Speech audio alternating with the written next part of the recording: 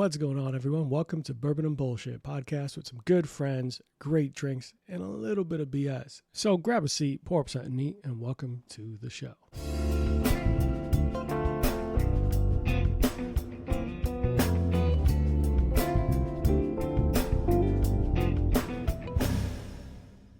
All right. So I have the privilege and honor of sitting down with Lance Winters. He is an award-winning master distiller and the part of the creative force behind St. George Spirits in Alameda, California. Known for his unconventional and innovative approach, Lance brings a deep passion for craft spirits and a background in brewing science to his work. Tonight, I have the privilege of sitting down with him at the Courtesy. So let's jump into it. Lance, how are you, man? How's everything going? I'm doing great. This is it's been a lovely day. Sort of a completing the circle for me because I went to school just outside of Winter Park in 1985. Really? Yeah. Navy had a training center here, and their nuclear engineering school was right there in Orlando, right at the back door of Winter Park. And so I was there for 7 months, intensive nuclear engineering training, and had an amazing time here. Yeah. I probably drank more in those 7 months than I have in the years since. It was a pretty good time. That sounds. So it's great to be here. Florida is known for a lot of drinking. Yeah, to say the least. Yeah. So I was going to ask you, man. So your origin story is a very unique one. You did not, because I did see online. I was kind of, had peeked behind the curtain to get to know a little bit. So tell us about that. You spent time in the military, and you said nuclear engineering. Yep. Yeah. So I did that for 8 years, and right around the time I'm getting out of the Navy, I was making beer at home. I love making things, and I love making things that people can consume. And I want to be able to make something where they pick it up and it's not like, oh yeah, that's beer, but it's like, wow, that's really good. That's great beer. And I was able to turn that hobby into a job, started working at some brew pubs back in the Bay Area in California. And while I was doing that, a buddy of mine gave me a bottle of Lagavulin, and I tasted that, and it was the first spirit that I had ever tried that was telling me something more than this is a fast way to get a buzz. It was a story in a glass, and it was so beautiful. And I'm like, I need to learn more about this. And as I start learning about whiskeys, I'm realizing the first step to making a whiskey is making a beer. Yes. You make that beer, you distill it, you barrel age it. It's an oversimplification, but if you understand beer making, you're halfway to making whiskey. Yeah. So I went to a library, no internet at this point, and got books on whiskey and started studying. I set up a still in my garage. Kids, don't try this at home. It's still against federal law. Super illegal. That's right. Don't do it. Just say no. But if it's good, send us some. And if it's good. Made this whiskey, and I'm like, this is good. I don't know why it's good though. And so I reached out to St. George Spirits. I knew St. George by reputation, and I knew that Jorg was the founder of the distillery and master distiller at the time, was one of the best distillers in the world. Yeah. So I showed up with a bottle of whiskey as my resume, dropped it on his desk, and I said, this is what I want to do with my life. My timing was perfect. The guy who had been operating the stills for him, Bill Mansart, amazing human being. Bill was ready to retire. He had retired from the Navy, went to work for the phone company, and then retired from the phone company and didn't like sitting still for very long, so went to work for Jorg and was running the stills for him. He was ready to be done. He was ready to retire in earnest. And Jorg said, look, we'll try you out for a month, see what happens. Okay, a short leash. Yeah, and if Bill says that it's working out, then we'll bring you on full time. Next day, I quit my job at the brew pub. I'm like, it's either this or nothing.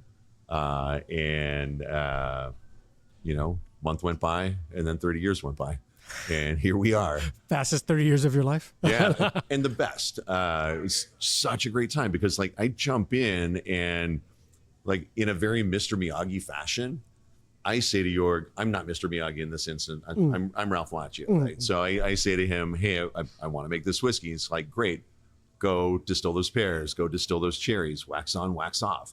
And what I'm learning at this point is a love of distillation. Oh, the process. So by the time we're done with all this fruit that we're working with, I have a much deeper appreciation for the process.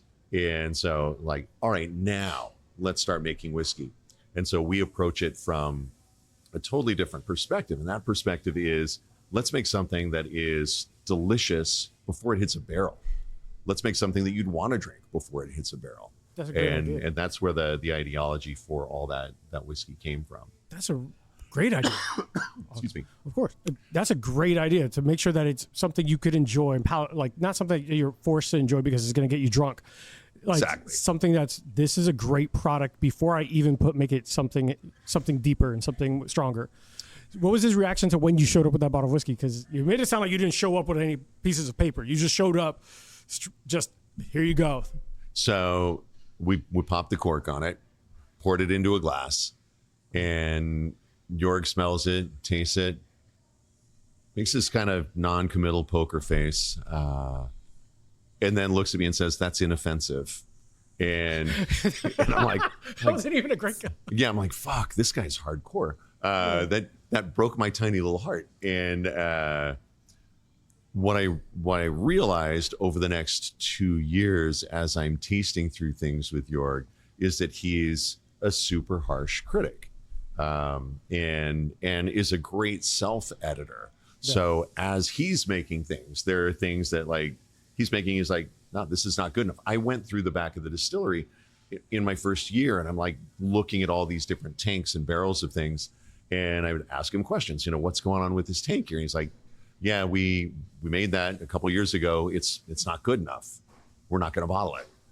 And you can't just run it down the drain because you're liable for taxes on it. That's true. And it was not good enough for him to put his name on it. So he had these high standards. He had bought 40,000 pounds of fruit to make that one tank. He put in all the work and all the time. He wasn't about just trying to make the money back. He's trying to establish a great reputation. So these are a couple of things that we learned from him that I think make us the company that we are today.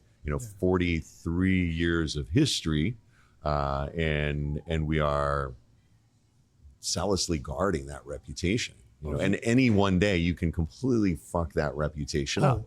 All it takes is one misstep. One misstep.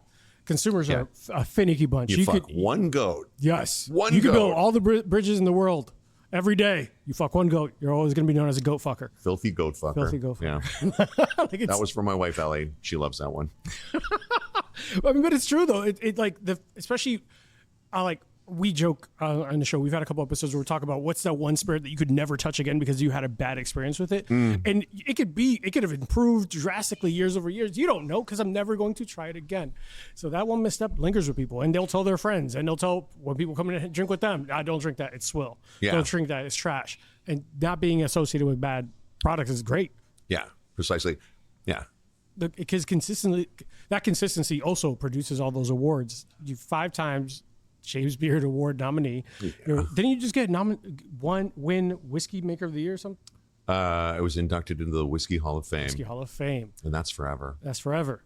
Yeah, look, that is a big deal, man. It's a pretty big deal. I have a hard time figuring out how to react to that sort of thing because, like, on the inside, I'm just like ready to explode. It's like, it's so cool, but it's keep drinking, it'll get there. Yeah, thanks. Yeah, no, it's a huge honor. To be able to go from a kid who loved whiskey to being recognized for making good whiskey. Like, that's cool. I love that. You were it makes me very happy. Distiller of the Year by Whiskey Advocate. Yeah. So this is it's not like you're new to these awards, man. You should praise it. We'll be happy. But when you get home, you can do the backflips.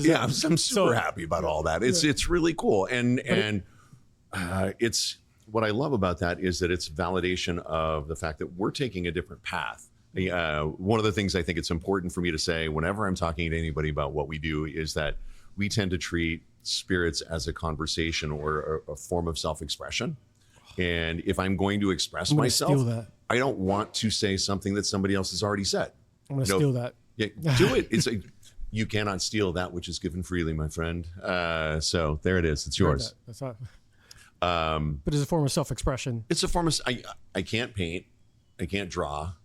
Really can't do interpretive dance. You don't want to see it. But I can distill the shit out of something, and I can pour my heart out into that spirit. it's one of the reasons that like if somebody tastes something and they're like, oh, I take it personally. I take it personally. Oh. And I have to accept that though. It's part of the whole gig. You know, if you put your heart into it, you have to prepare to have it trampled sometimes. But when I get compliments, it's like, I'm so happy about it. I'm like, especially when people connect with it. I don't want somebody to say, oh, that's smooth. I want them to say, this is transporting me somewhere. This reminds me of when I was in this place or this age, or I was doing this. I'm like, yeah, that's what we want. We want something that's evocative. I feel like you've listened to my show and you don't realize it. Because if I had been given more heads up, and this is not on you, it's just on the fact that this came together so quickly, I'd have totally been listening to it. So all good. Thank you. It was cheers again. Cheers to you. One of the things we talk about is that those three universal languages. I'm gonna repeat it every episode I can. It's music, food, and spirits. Yeah. Because it always transports you to this place of happiness. It's this nostalgic feeling of, I have this memory associated with this drink. I have this night where I remember the time I had an old fashioned with my friends, and we were here at the Courtesy, or hey, I was here at Forward Slash, which makes fantastic products, and they're up the street. I was just there before I came here. Really? Yep. Oh, I love those guys, and their stuff is so good. And they're really cool about what they do. I feel like when you learn about somebody's ethos and you find out that they're coming at it from the right direction, it's like, fuck, this feels good. And they don't compromise. They're good people. Yeah. And we'll get to them in a second because I have a whole tangent about supporting local. But I like to bring that nostalgic feeling of like, hey, I remember this meal. Or it's when you think about your feel good meal, it's never, not always. When I ask these people and our guests, hey, what's your deathbed cocktail? Hey, what's my last meal on earth? And they're like, oh, it's my mother's grits, or it's this pernil that my mother made, or it's something that connects them to a memory. Yeah. The food in the grand scheme of things is pretty solid, but it's that memory that's associated with it. Absolutely. And you're talking about things that bypass all of our logic circuitry in our brain and go right to our emotional response. And so that's the real magic. So, you know, that food takes us to a memory. The smell of the spirit takes us to a memory. Music, you can have music that has absolutely no lyrics, and either the beat and the groove are just getting into you, or you can have like a mournful violin that has this emotional resonance to it that takes you somewhere else. And that's what we're trying to do in these bottles, and like very intentionally trying to do that by capturing our own emotional experiences and understanding that we're human beings, just like everybody who's going to be popping the corks on these bottles. They're human beings. Hopefully they'll pick up that message. Yeah. And you touched on a little bit about being unconventional with some of kind of your approach to things and all this. You guys really ventured heavily into absinthe for a little bit, and you brought that back when the legalization came back. And what was what was the goal there? Like, what made you so attracted to that spirit? Just because of thinking about unconventional spirits, absinthe is one that very often people turn their nose, like, because they think of licorice or think of nastiness, even though it's an underrated spirit. It's when it's done right, it's amazingly layered and complex and beautiful. Drawn to it because the fact that, first of all, it was an illicit spirit, and I like breaking rules. I like to be a bit of a rogue, and it wasn't available anywhere. And when I first started at the distillery, you couldn't order things like that on the internet. I couldn't afford to fly off to Prague to get a bottle, which I'm glad for, because it was probably garbage that was coming out then. Probably. But I had access to a still. I had access to all the ingredients, and I had a recipe for the original Pernod that I found in a Scientific American magazine. And so I'm like, I'm going to give this a try. And the first time I went straight off the recipe. If you're going to cook something at home, but you want to make it your own, you try a recipe first so that you understand the basic. It's sort of like an interpretation of, there's a Picasso quote, learn the rules like a pro so you can break them like an artist. Yes. You know that one? Yeah. It's one of my favorites. You're definitely speaking my language. Awesome. So like being able to learn that recipe the way it was done before, and then you're like, okay, I'm going to crack this. I'm going to make it mine. Yeah. And so I look at the things that the flavors and aromas that I like in that, and now I'm going to be like, okay, that doesn't have any reason to be here. This, I want to accentuate that. I want to dial up the graphic equalizer on these tones, and then this all needs to be balanced with something else. It needs a different backbeat. So it needed some bright citrus qualities, but you don't want to put lemon in there. So lemon verbena, hyssop, those both carry some of that. I want a little punchy counterpoint. Let's get some mint going in there to sort of counterbalance all this. And then to keep the anethol as a part of that black licorice family, you need to have that, but there are a lot of things that have a touch of that take it out in a different direction. And I like to describe it like a Venn diagram. If you've got anethol in the middle and you've got all these other circles that are overlapping into that anethol, but they're spreading it out, instead of having this stacked circle of anethol on anethol, you've got a blossom of complexity. And you've got this stuff that has so much more depth and so much more interest to it. That's where that absinthe came from. Was that sort of experimentation over the course of 11 years. We were working on that from 2007. Oh no, it was released in 2007. We started working on it in 96. It was like that is awesome. Yeah, we couldn't sell it legally before then, so we were just making it for fun. You could still make it. All of the ingredients were legal. You could. Yeah. This is the crazy shit about the laws around all these things. That's what I was about to say. Like that makes no sense. It's like the 3 ounces on the TSA is like I could still get enough ounces if I wanted to. Yeah. 16 bottles of 3 ounces still enough. Yeah, come on. Yeah. So you can't make vermouth without wormwood. So and vermouth is regularly available in America. Yeah. So, and has been. And so like yeah. Go to Walgreens right now and buy you vermouth. Yep. So we were making this for all those years, and then when it was finally legalized, it's like, well, we've got a recipe that we love. And my initial reaction was, I'll never, ever, ever, ever make a legal absinthe. And then the next day I applied for formula approval because it's like, I realized that what I like even more than being a scoundrel distiller, I like to see people drink our stuff. I love watching their facial expression when they taste something. It's fair. So it's like, got to share this. So we did it. Awesome, man. I love that you broke the rules. I love that you did it. Yeah. Speaking of your spirits, I know that today we are here kind of prioritizing your baller whiskey. Tell me about baller whiskey and baller and it like and its unique wood finish and everything like that. Tell me about all that. So, because I know we have a very limited time with you, but still, we got all the time in the world. And gin. Yeah. But I want to know about you, baller first. So many things to talk about. So baller, we've got some friends that opened a ramen shop in Oakland. Amazing. You said a ramen shop? Ramen shop. That's right. That's what I said. Okay. They were ramen. A group of Chez Panisse alum. So they've got that solid California cuisine background, fresh ingredient driven, with a strong connection to the farms that they're working with. They're overlaying that into the Japanese tradition of ramen, and they are making this really, really beautiful ramen. We're going in there 3 nights a week, loving this ramen, and with a rich bowl of pork broth full of noodles. The thing that you want to have with that is a really, really tasty, sharp, bright highball.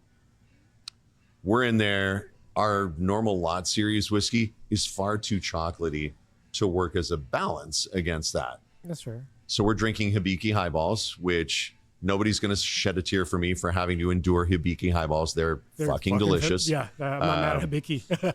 But these are not Hibiki's friends. These are my friends. And so I want to have a whiskey that's good for them.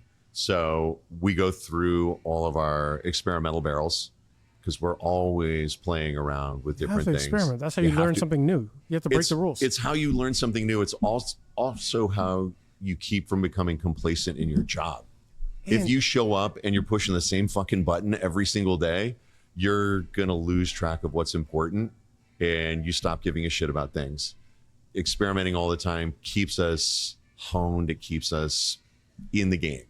So experimental barrel comes out and it's 2-row pale malted barley and Munich malt. Munich malt is a toast level of barley. So in the malting process, you're allowing the grain to germinate. and then you're drying it out. Drying it out at a relatively low temperature so that you don't destroy the enzymes that are in that grain, because that's what you're working to get. If you heat it up a little bit more, you start toasting it. There's this whole family of reactions called Maillard reactions. You familiar with the term? Kind of, give or take. Yeah. So if you've ever put a piece of bread in a toaster, you've created Maillard reactions. That changing of flavor from simple, boring ass white bread to that brilliant thing that we know as toast. Toast is top tier. That's Maillard reactions. Green coffee beans getting roasted, turning brown, and getting amazing Maillard reactions. Cocoa nibs being roasted, Maillard reactions. So it's a whole family of reactions creating all these amazing flavors. This is a light Maillard reaction that gives a little bit of toastiness to it. So that's our mash bill. Yeah. Fermented, distilled, run through maple charcoal. It picks up a bright, tight smoke from that charcoal. Yeah. It adds more than it takes away. 2.5 years in used bourbon cask, and then 6 months in umeshu barrels. Umeshu. That is a term that I'm very unfamiliar with. Fantastic. I am here to teach you something, Please my friend. tell me. So umeshu, ume and shu. Ume is the fruit. It is it's a Japanese stone fruit that's very closely related to an apricot. Okay. And the shu part tells you that it's an alcoholic beverage. It's a liqueur that's made by infusing that ume into high-proof shochu, a rice spirit, and rock sugar. Okay. That is why I've never heard of it. That's why. Yeah. But if you've been to a sushi place, they'll have umeshu. They'll call it plum wine. It's not plum. It's not wine. It's umeshu. Yeah. There you go. So off the screen for people who aren't here, my fiance is there. She loves plum wine. Yeah. We just pointed for no reason. Wait, that's your fiance? Yeah. Holy shit, man. Right? I punted my coverage by you are hung like something, I bet. This is crazy. Just really funny. Like, what the fuck? The longer you make her laugh, the more her eyes are closed and has no idea what she signed up for. Well, she doesn't even know what you look like because you're making her laugh so much. No, what fucking clue. Nice. Holy shit. Well, bravo. Nice work. I say. She left her mocktail there, but she's being a good producer. That's awesome. So that umeshu emulates in a lot of ways a sherry. Sorry.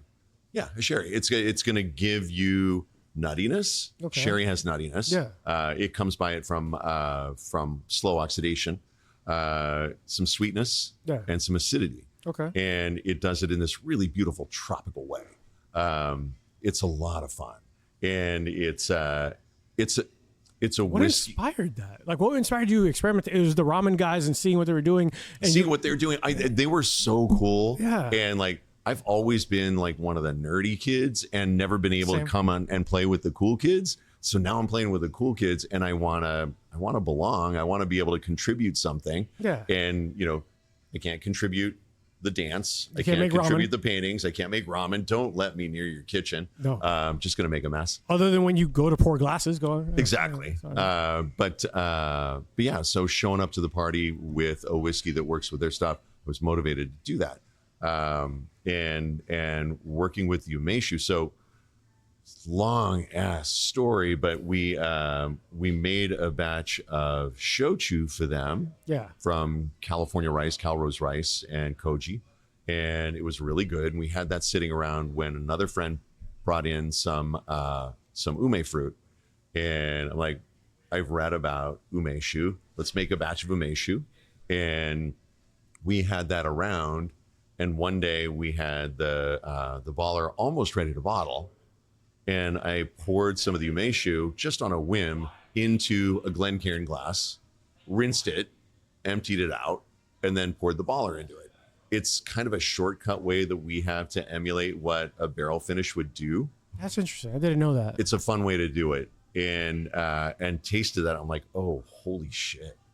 That's the way. This is what we have to do. I showed it to Dave, my partner at the distillery, and he's like, yeah, that's what we have to do. It set us back like 1.5 years because we had to get ume fruit, make umeshu, condition barrels, and then finish this stuff. But it was worth the extra time to do it right. Once you know the right way to do it, you can't do it any other way. Yeah. doing it easy isn't the right way. Just because it's easy doesn't mean it's right. No, and on the contrary, we typically step back once we've figured out a way that we're going to do something and say, look, isn't there a more complicated way that we can do this? Because we're about the process. We enjoy the process. You fell in love with the process. Like, yeah, getting to B from A is cool, but if you can take the long way, if you can take the scenic way, do that. That way you're enjoying the whole route. And that's what we do. We enjoy the whole route. And the whole route also leads you down different paths. So halfway through this process, you can discover other spirits, other things you could do, cocktails. Hey, we're only a year into this distillation. Maybe the aging process. Maybe we should mess around with this. Yeah. Put some stuff to the side, experiment there. Put some stuff to the side, experiment there. You got this. It leads you to a lot of interesting little family trees of like this original product. Yeah, and you know, we're talking about ADHD before this, right? Yeah. And then, yeah, so that to all of us, right? And that's the beauty of it. Like, linear thinking provides predictability. Predictability is fucking boring. Yeah. Predictability is going to be, you're going to make the same thing as somebody else. Yeah. Being unpredictable, being non-linear in your thinking is where real creativity comes from. And there's a ton of value to that. Yeah, because otherwise you're just sorry to Chick-fil-A and everyone, that you're just like everyone else on every other corner. You're just consistently the exact same. There's something to be said about consistency, but it's boring. And I think being consistently yourself is good. Being consistently yourself is good. Whether that is experimental and having fun and never really conforming to the standards of everyone else, which we always pride ourselves in. We have Absolutely. to be ourselves at all times. I love that you went that path. Did you ever go back to the ramen guys and say, here's a bottle, you inspired this? Because if not, I think that's overdue. Oh yeah, no, like when we first bottled it, it was only available at their place. It was like, that is fantastic. Well, and this was a love letter to them, right? This is like, let's have some fun with our friends. And we did 50 cases, one barrel. And because they were a spot that a lot of other restaurateurs wanted to go to, those people would show up and they're like, wait, what is this stuff we're drinking? Where can I get this? I can't. And so we started to grow it. Yeah. And it started to show up places.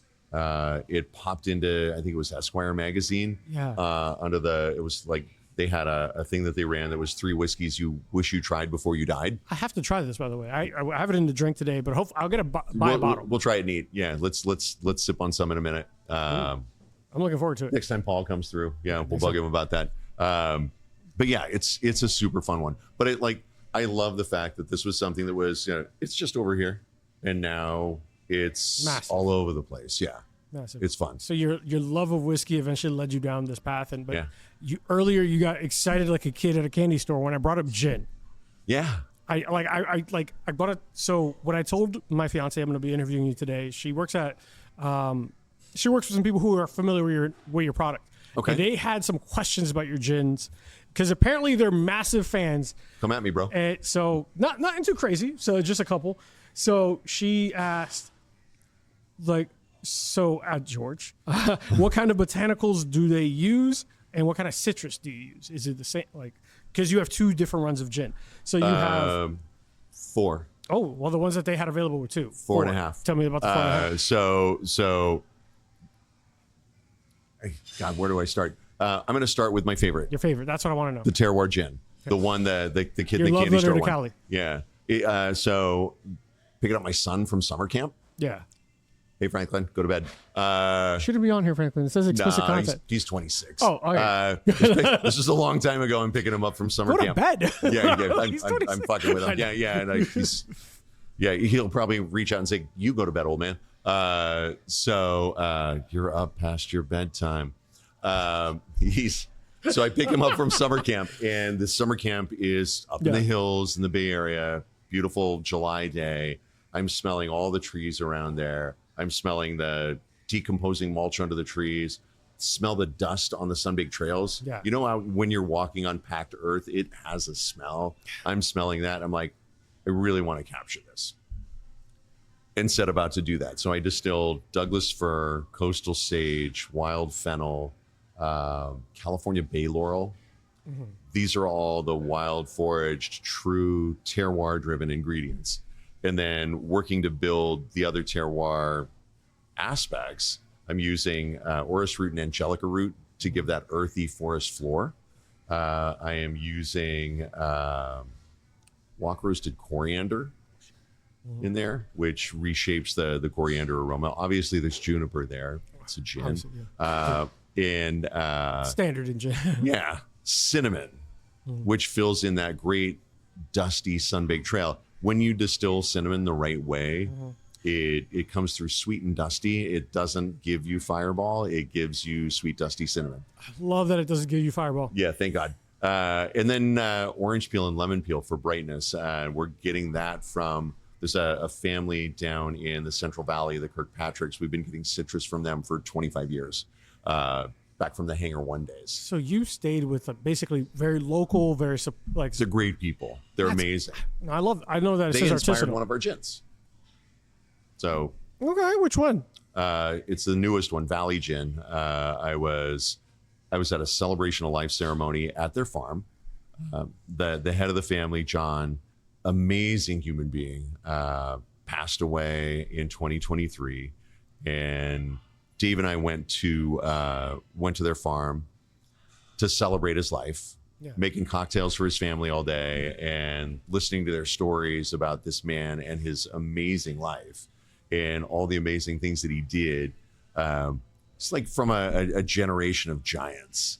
And afterwards we're sitting there watching the sun go down over this orchard and feeling all the feelings, right? And being like, you know how you're talking about this, like sitting around with your friends and drinking and the conversation just goes these natural directions. We're sitting there and we're like, how can we make something that really captures this moment? Valley Gin did that. So that one is a bunch of citrus from their place. It's lemon, it's lime, it's grapefruit, Valencia orange, Seville orange, bergamot. All those peels. Those peels are accentuated by the addition of nutmeg and pink peppercorn. Pink peppercorn's got this really, really cool, spicy resin quality to it. And then they harvest orange blossoms for us, which they used to do back in the Hangar days when we were getting blossoms from them to make Hangar. And we distilled that and bolster that with distilled cucumber and fresh dill. And those give this soft base for that blossom to come up from. That's unique. It's a lot composition. of fun. And that's, we want a unique composition. We want something that is going to showcase all those ingredients in the right ways. Some of them are background singers that you don't want to recognize whose voice that is, but you want to recognize that it's elevating the other voices, the leads.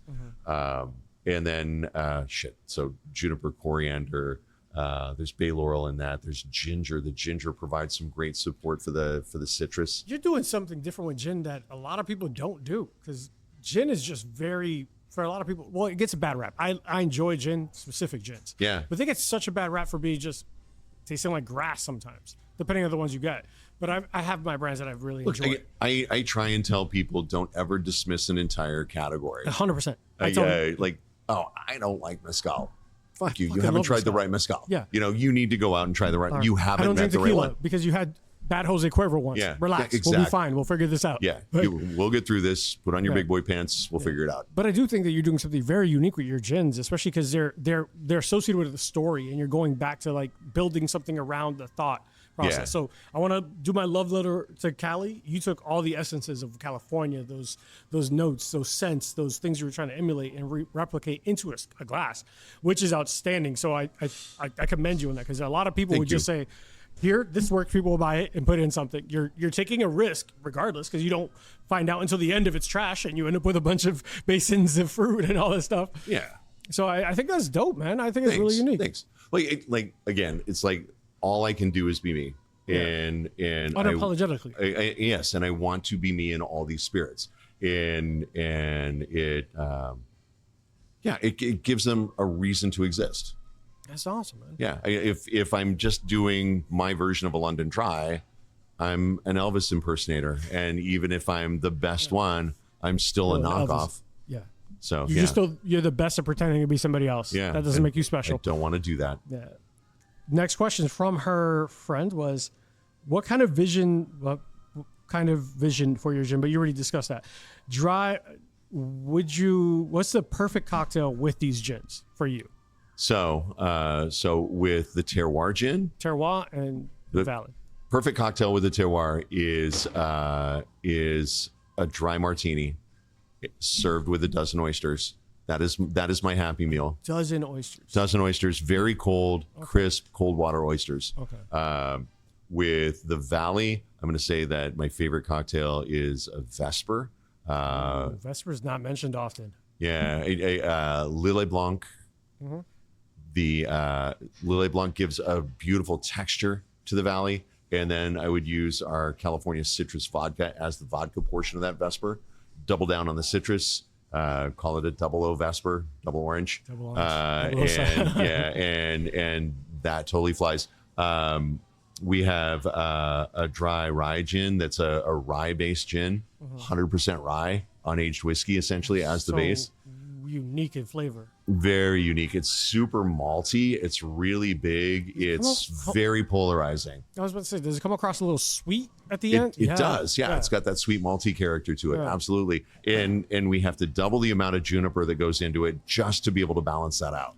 I was going to ask you that because I've had those like high malt finish like whiskeys and all that, and it's could be overpowering to some. I enjoy it because it's experimental. It's different.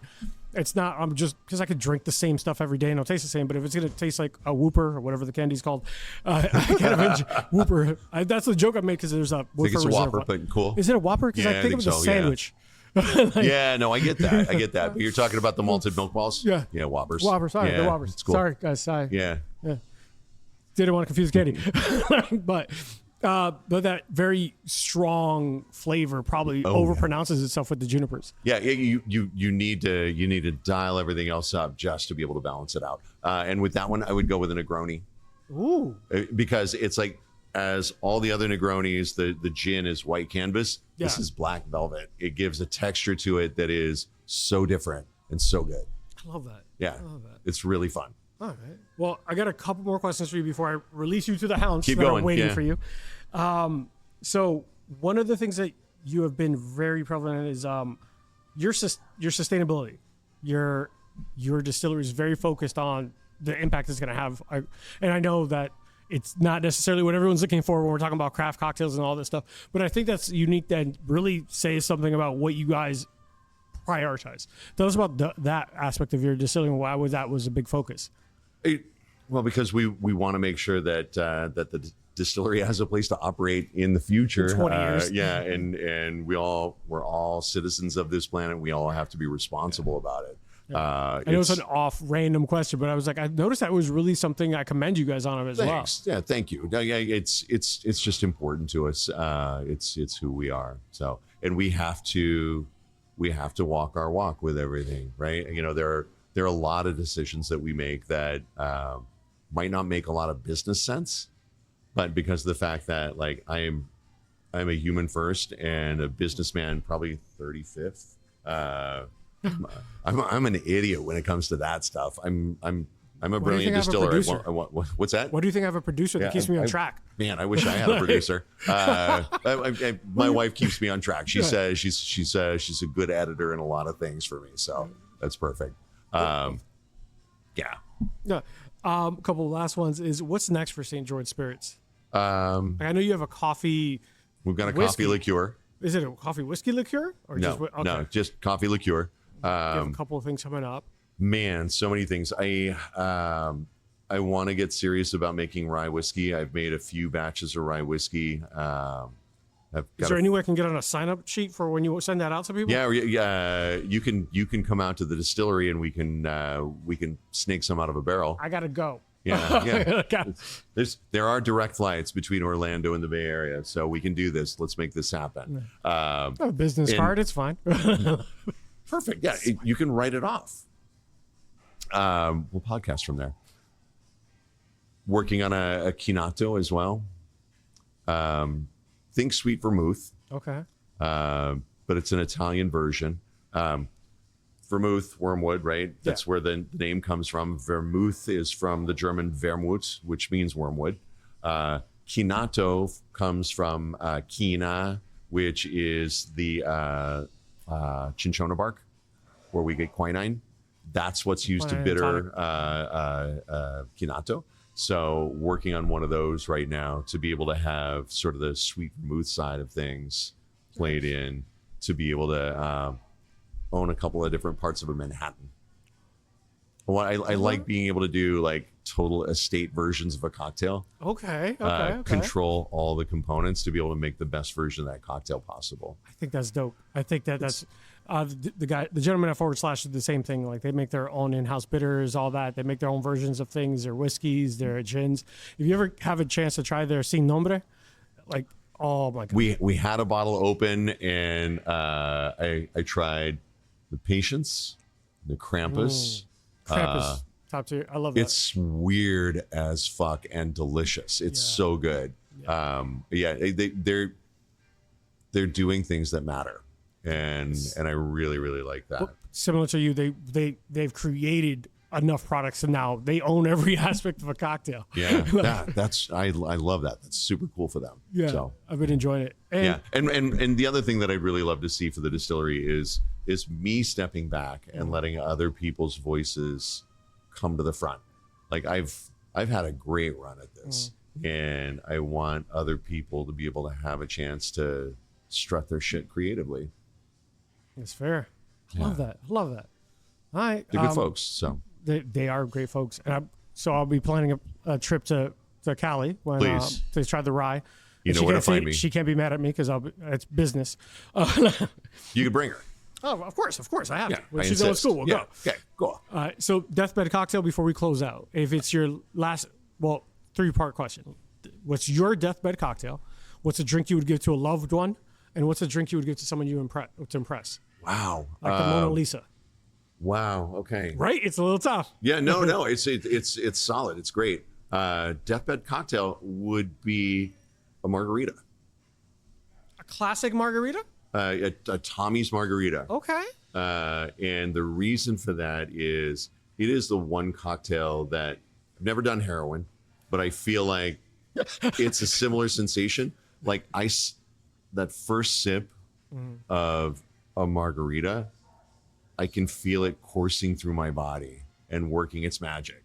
And so if I'm on my deathbed, I need that full body sensation for that. I want to feel all the feels at that last moment. So that's where I'm going to go with it. You'd be surprised. 75 episodes. This is the first margarita. There we go. And this is crazy because we don't do a commercial tequila, but we've made tequila. Important qualifier there. Commercial.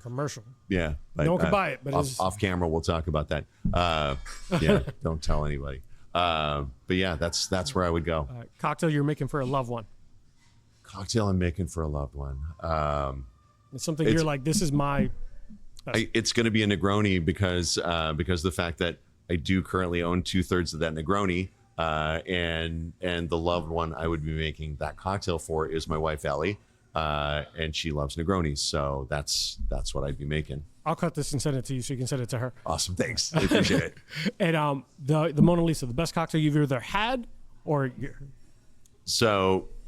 There are a lot that I've had that I've been blown away by, but the one that always comes to mind is one that I had in New York. It was at 11 Madison Park, and I wish I could remember the name of the bartender, but this is probably like 14 years ago. The guy was amazing though. He's not in the business anymore. He made a bourbon clarified milk punch with chai spice. And this guy's like 22, 23 years old. He has no business understanding balancing flavors in a cocktail as well as he did at that age. Goddamn savant. Yeah, and this is fucking brilliant. That good. So brilliant. And it was the first time I'd had a perfectly executed clarified milk punch. And it's it's a mindfuck cocktail as it is. You're looking at something that looks innocuous. It's clear. It's like, don't know what's not in a it. lot going on here. Yeah. And then you sip it and you're like, whoa. There's a fuck ton going on here. You snuck up on me. And it's like, it's so good. It's such a great cocktail. So that would be the one. If I could make that one just to blow somebody away, that's the one. That is a great. There's been a whole run of clarified cocktails recently. I think it's a fantastic movement because, to your point, when you see a glass, you're assuming a lot of what you see from the color. So to see clarified, you're like, what the hell am I about to walk into? We taste with our eyes first, right? Yeah. So. You make a decision immediately, like, what is this going to taste like? You make an assumption, but clarified now, you're depending on everything. Just taste and smell when you get there. So, but that's awesome. Well, Lance, I know time is of the essence for you today, and we're going to not keep you from your adoring audience. But where can people find you and St. George Distillery everywhere on socials? Yeah, I don't know. That's Ellie's job. We are stgeorgespirits.com. Yeah.